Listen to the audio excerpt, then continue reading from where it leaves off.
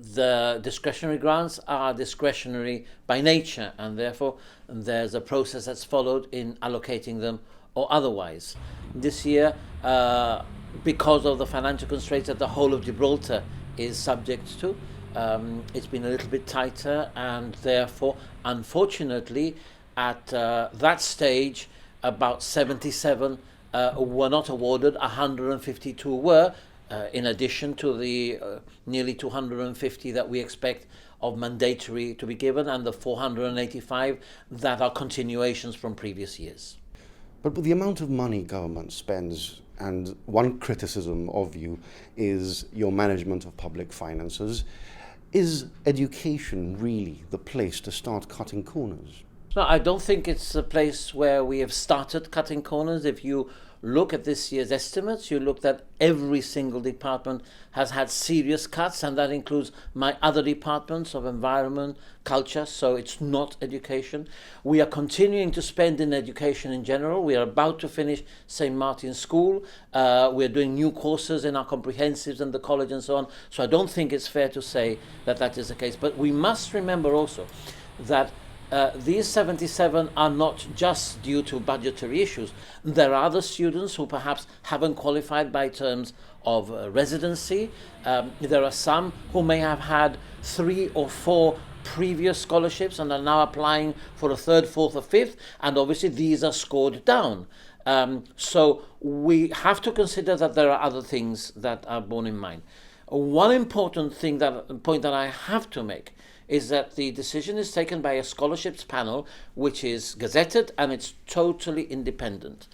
I can tell you that I as minister don't see the names of those who are selected and not selected. And therefore, when there are allegations of abuse of process, when there are allegations of nepotism, I have to totally reject them.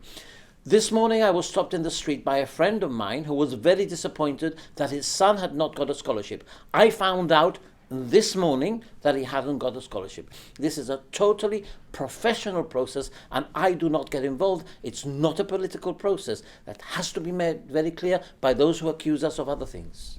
One of the problems is that you've left things so late that the decisions have been made and students have found out whether they're getting a grant or not literally days or a week before they're about to start their studies. Is that really fair for them? Okay, some students, not all students. Some students do start later than others, so it's not all students. I agree that the process hasn't been left late. The process started a long time ago. But because of the constraints, we have scrutinized them even more in order to try and fit in as many as possible. So I think that if the decision had been accelerated and if it had been earlier, in this particular year, probably fewer would have been awarded. So I think there's a balance here.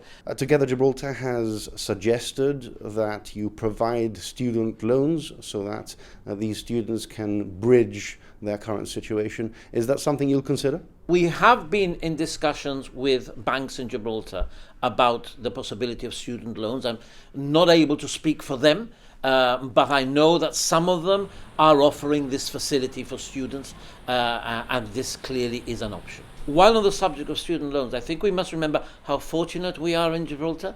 A student going for a second master's, for example, from the UK would already have a debt of £80,000 that they would have to pay back as soon as they start earning, I think it's over £23,000 or so.